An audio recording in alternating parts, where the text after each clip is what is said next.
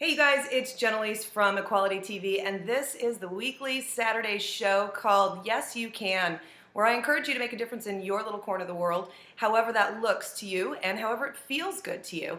And this week I want to talk to you guys about happiness because, I, like everybody else, find myself, affected by negative things that happen in the world. I think I'm really happy, actually, and I'm very consistent in who I am, but I'm just as susceptible to falling prey to the negativity in the world, whether it's, federal trials going on that we see in the news, or it's the Jodi Arias case or whatever else. I become susceptible just like you do. And so I found that I lose that happiness and that focus by becoming caught up in the negative thoughts and negative exposure that is coming at me constantly. And so I'm reading a book right now that's called The Happiness Project by Gretchen Rubin, and I highly recommend that you check it out. It's a bestseller right now and very easy read. She's very progressive and fun. But you can also go to her website, which is happiness-project.com, and you can start your own happiness project. And this is becoming a huge movement, and I recommend it for everybody because when you're happy, you spread happy.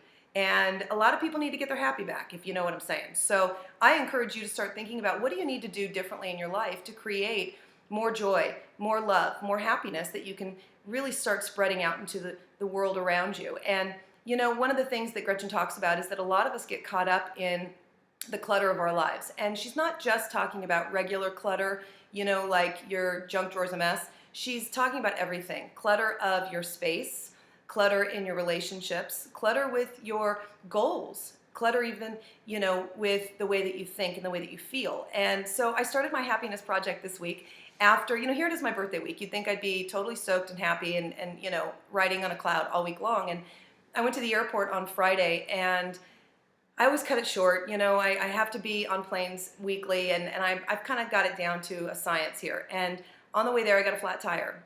That one flat tire turned into 4 tires that needed to be replaced and $500, which I was totally not expecting. And got on the plane, last person on the plane, last second, all of that, just to get to my location where I was going to have to then lay over and then eventually go on to my client. And come to find out, my flight was delayed. Finally, at 1 in the morning, they tell us this flight is canceled. So 1 in the morning, I'm trying to find a hotel. They're all booked because so many flights are canceled. I'm panicking, and I get to my hotel finally, and then realize I left my iPad on the plane. And I melted down. I also realized that my Mophie case for my phone, which is like the triple charger thing, was broken. I mean, it was like everything that could have hit me at once just came crashing down. And I knew I had to be back at the airport at 5 a.m. And all of this is happening at like 2. I literally melted down. There was no happiness. There was no chipper. There was no optimism, no light at the end of my tunnel. And I found myself so entrenched in resentment and anger, and I literally could not get out of it. The next morning I got to the airport and I had these 2 guys that were so great throughout the whole process that were helping me find my iPad, helping me, get to a hotel, literally like bodyguards. And one of them said, they were asking me about my client that I was supposed to be at 9 o'clock, and here it is, my flight's delayed again. It's now 10 o'clock. And one of them said, well, thank goodness that you're going to the client that you are, because they're one of your favorites, and they're going to just accept and forgive anything that you do. And it was at that moment that my happiness came back. What I want you guys to think about is what you allow yourself to be susceptible to. So often we're caught up in the clutter that we can't see the blessings that are around us. I met 2 great guys that I've actually kept in touch with since this happened 3 days ago. I found that my client was just happy I was safe. That's all she cared about. And I was able to interact with her people who were fantastic, and it ended up being 2 super great days. I mean, it was all about my perspective. And so I want you to start thinking about how can you declutter your life and start moving out what causes you anger and frustration and resentment, and start allowing space for more happiness, for more peace, for more contentment, because that's really what it's about, is finding the contentment and the balance in your life. So I'm going to encourage you this week to start looking at your life.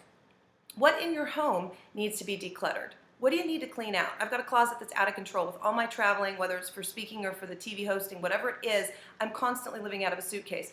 My closet is a wreck. I started my happiness project this week, and I cleaned up my closet. Now, it's not done.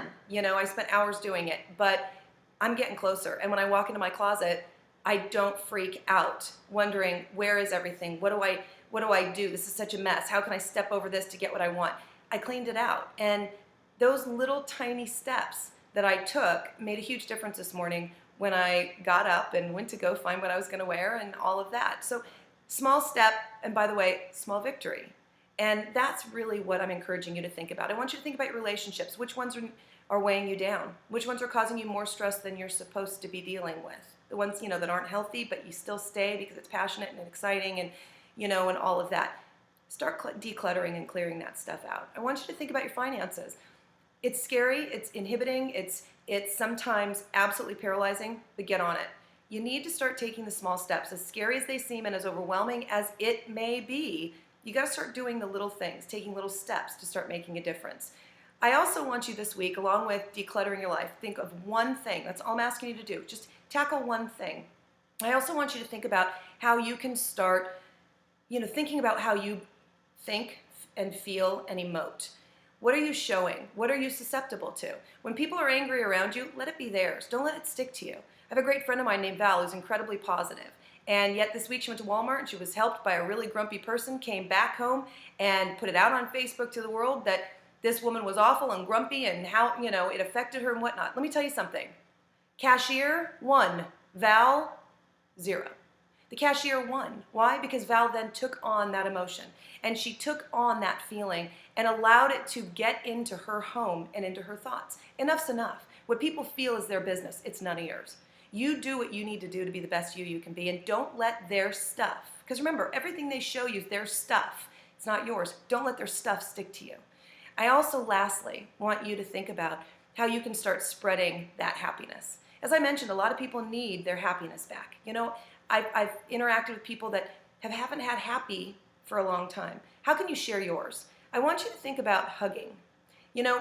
Hugs, believe it or not, actually create, if you are hugging for a 6-second period, they actually create chemical reactions in the body that induce happiness.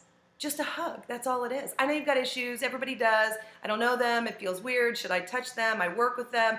We do the little fingertip, butt out hug, ah ha ha, pat, pat, pat. But I want you to think about a real hug, and I want you to make a commitment to yourself that you're gonna hug 5 people a day. 5. It's big for some of you. 5 people a day.